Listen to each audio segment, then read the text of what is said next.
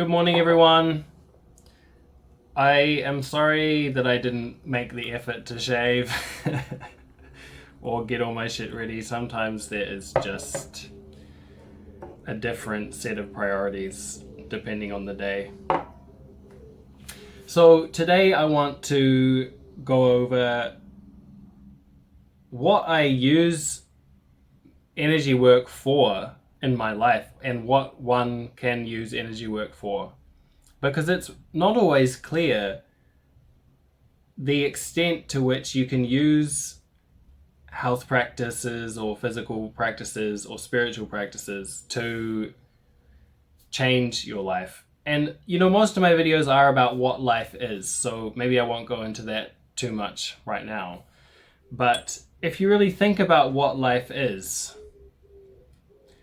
then it follows that you can engage with what life is. And although often the beginning of energy work is to do with health and the physical body, or even mental health, emotional health, and maybe things in external life that depend on physical and emotional and mental health. Energy work is by no means limited to just making your body healthy, and by extension your mind and your emotions, your heart. But we do need to have a solid basis in the body and the mind and the heart in order to move through life confidently and smoothly and with, strength and grace and all the good things. So it's fair that it starts there, and it makes sense that it starts there. It would be better if energy work started before people got too out of balance or start to get sick, or, chronic conditions, mental health problems, social problems, relationship problems. Alas, we are not at that stage in society, so we're just going to have to deal with it somehow for now.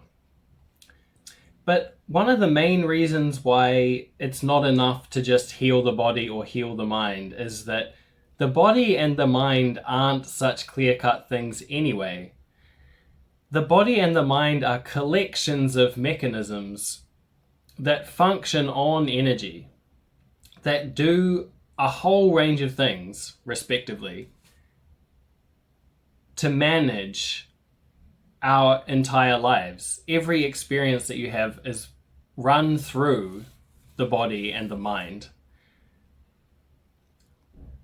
and processed according to who you are and what you're doing, effectively, who you're trying to be, what your purpose is, or at least what your goals are. But at deeper levels, subconsciously what you believe you need. So although you might think you need a millionaire sugar daddy, your body might be thinking you need 24-hour protection from threats, for example. And until you work through that deeper belief, which is an energetic mechanism, before you rework that mechanism and reapply it to maybe a more appropriate outcome, that mechanism is going to keep operating. So one of the really important things that I have really used energy work for is self-work, cultivating and molding who I am and how I operate in the world, which is really hard to do from just a mental standpoint, thinking, I want to be this way, I want to stop this habit, I want to build positive habits. Thinking about it is a good start, but thinking doesn't take steps forward. And the steps that we need to take forward are at a deeper level So we need tools that are going to help us access the deeper levels where change really needs to occur in order for it to really manifest in a material way in our lives. The first thing I started energy work for was my mental health. My mental health was not great. And working with the body and working with the body energetically, and by extension working with the mind energetically, I've been able to achieve a fair degree of balance in my life. When I compare myself, which we shouldn't, to other people, I can see a whole range of ways where I've achieved stability and become able to manage myself at a deeper level, where most people are either operating on standards, rules, things organized for them by society, or not operating very well.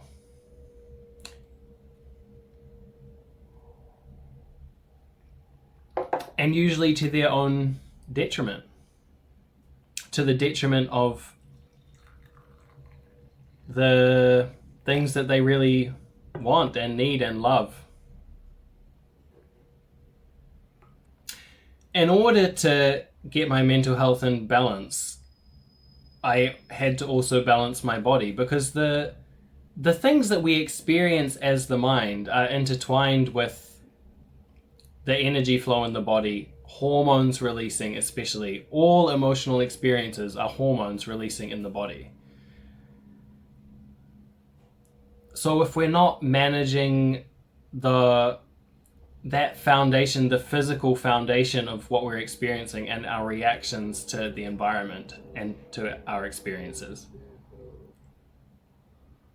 it's really hard to get a handle on being in a good place mentally as well and emotionally.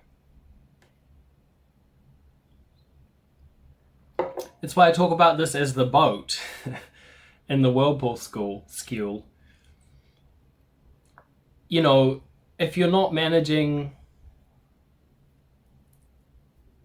the foundation of the waves in the body, it's like being in a tiny little boat on a turbulent sea.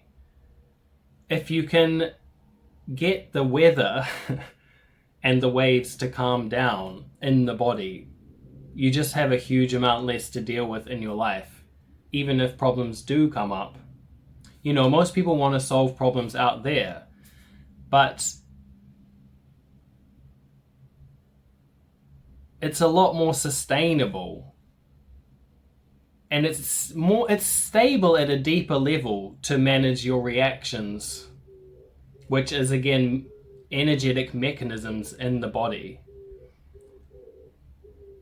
to whatever comes up in your life. Then it doesn't matter what comes up. Problems are going to come up. It's a fantasy world where there's no problems, because a world where there's no problems is a world where there are no surprises and there's no novelty. There's no creativity or newness or potential, because everything is set, which is like it's like a fascist utopia or something. But I've been able to build a relationship with my body and my mind where I trust my body. I trust my body's not gonna betray me. I used to feel like my body was gonna betray me.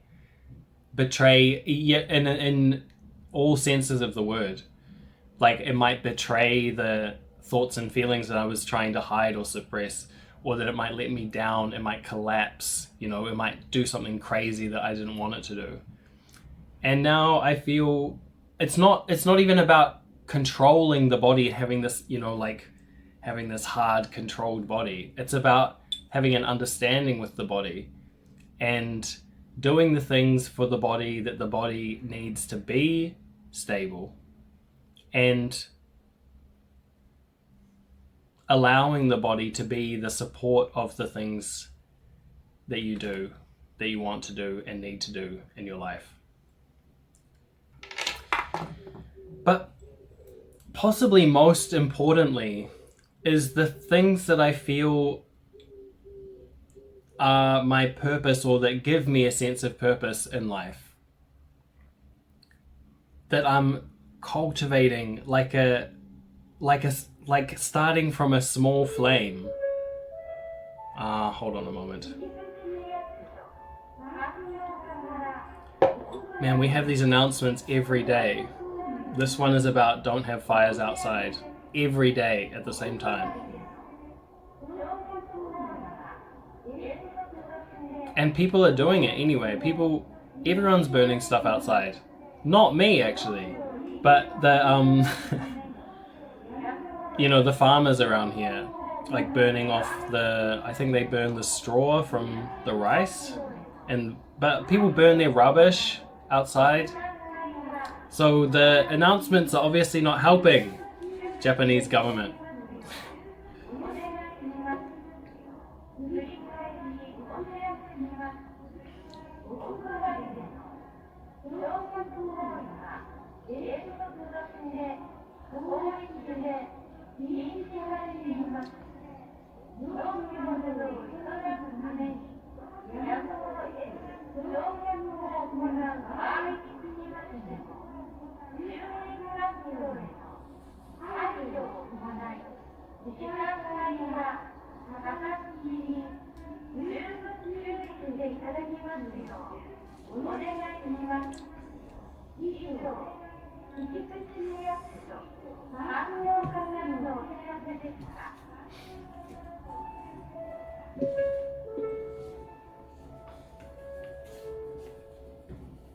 Okay.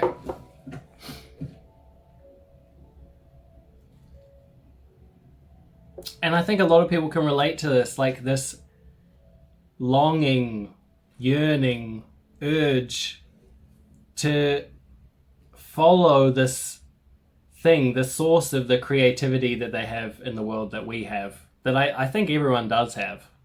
But some people it's more successfully suppressed.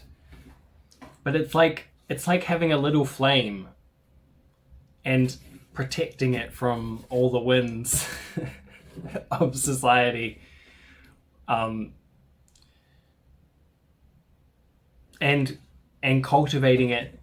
And it's a fire of a special quality that only you can really know.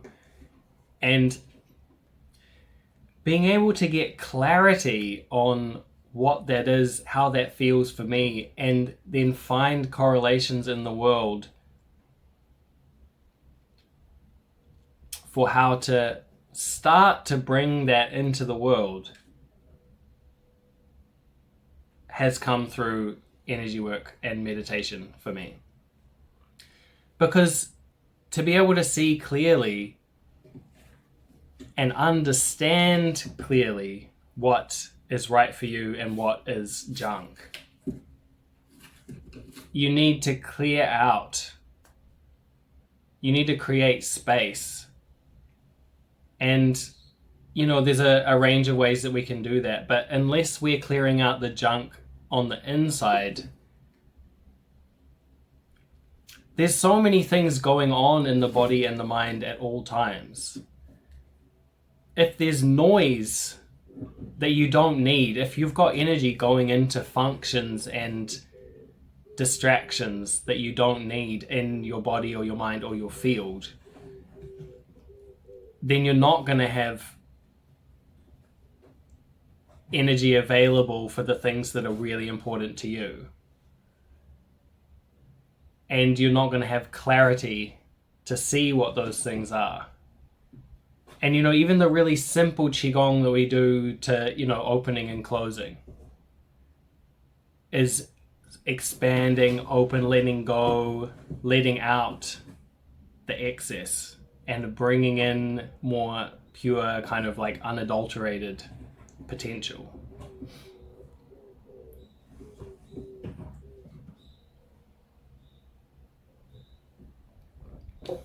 I mean, I would even go so far as to say that all the things that you are trying to manage in an external way, whether it's your diet, enforcing boundaries, finding and developing and growing relationships, whether it's friends or partners or business relationships,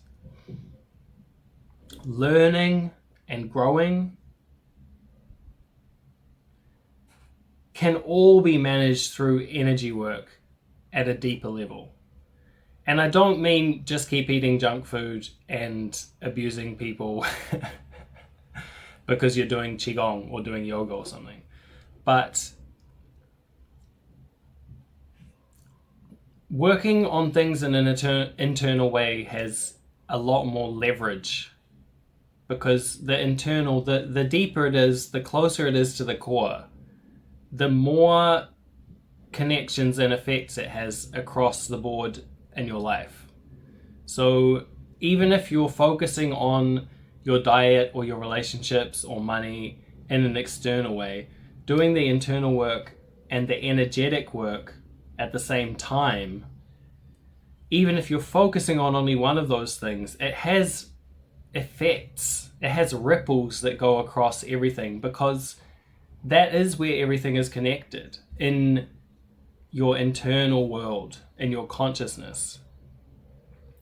And readjusting the structure internally that you use to arrange your whole life, energetic structure, can create balance across all the areas of your life, not just one. You know, you see people who are rich and successful and have terrible relationships or terrible drug habits because they've only been able to manage successfully one part of their life at the expense of other parts.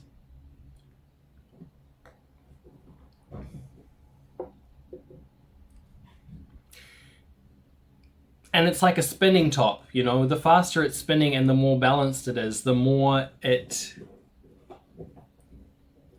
the energy is properly distributed across, you know. The more you build up the energy in the core, the more it automatically feeds all the parts of your life, like a tree, you know, like it's sending nutrients to all the branches. And we want that. You don't want to have to shut down all the different parts of your life because you just can't handle them. It's gonna be better, more fun, more interesting, more creative to become able to handle them. And, you know, you can do it by just doing more stuff and, you know, like weightlifting, doing more and becoming able to do more. But everything is faster when you are developing the internal element at the same time. Otherwise, you're expending a lot more energy than you're gaining. And what we really want to do is gain energy for that fire, that little fire, to become bigger so that it's the engine of our lives. We're not expending all this energy to protect this little corner of our life that is for ourself and our self-expression. But the self-expression is the momentum that is driving everything in our lives. And for me, that comes from doing the work internally and doing the energy work. Doing that, committing to the practice to build that momentum, even when it wasn't emerging in tangible, visible things, which it is starting to now and starting to get recognized by people now.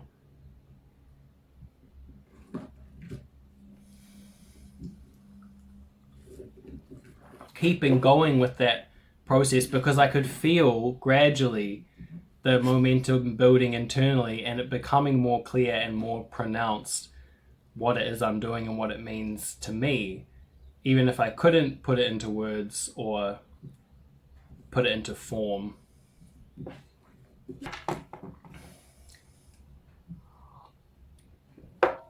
And this is the last important point, is that also really builds your ability to see things for what they are, not for what they are presumed to be. if you can start to see things as energy, as movement, as flows in life, and not as a tree or a wall or an annoying person, then you start to be able to work with them as functions and not lock them into these roles. It's like they're these roles that are part of this play, like a theater that's happening around you. Let them evolve into something that's going to be more balanced and more functional. The way we look at things is so important because it dictates the way we respond to things. And so being able to see inside yourself as well, to see that there is something really crucial in there that's developing, even if it's not visible, even if it's hardly even visible to you and it's not visible to other people. But, for the body to become more functional, we need to be able to see it as energetic functions and not as the body, not as a physical organ. Because those images become blockages. They become limitations on how we engage with the things that we experience.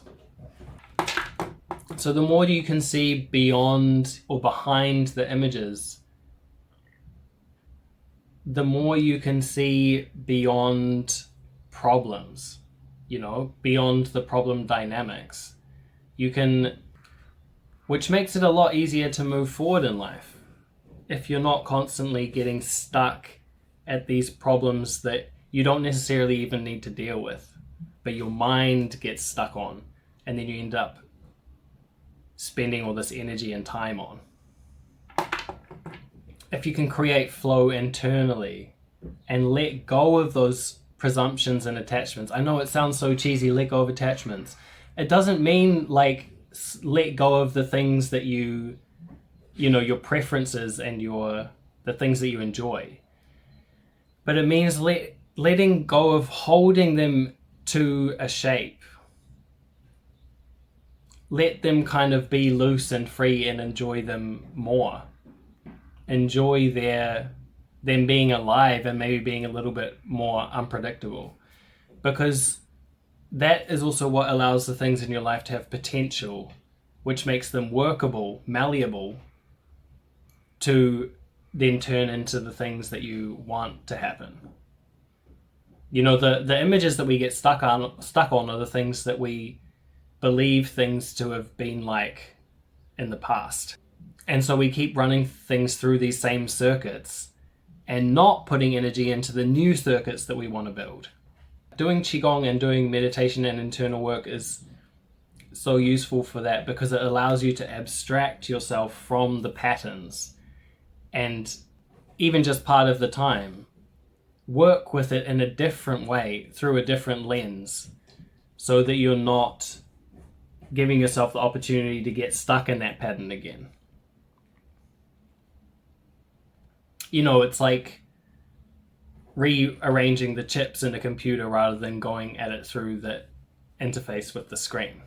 Then you could possibly develop a much more powerful, more useful, more flexible computer than if you're working within the system. It's letting us get out of the system or the old system in order to build a new system and understand how the system works and how systems work in general, so that we have a lot more avenues to work through. You know what I'm saying? I think that's probably it.